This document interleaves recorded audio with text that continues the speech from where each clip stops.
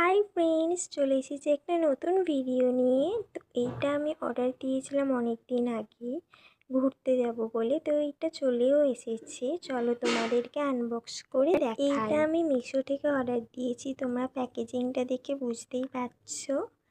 আর এটার মধ্যে আছে দুটো জিন্সের হট প্যান্ট।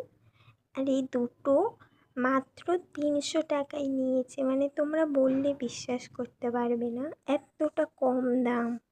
এই দেখো, এই দুটো দিয়েছে, এটার সাথে আর একটা কি কাগজ দিয়েছিল, ওটাতে হিন্দিতে লেখা ছিল, তাই আমি কিছুই বুঝতে পারছিলাম না। দেখো তোমরা বুঝতে পারো কি?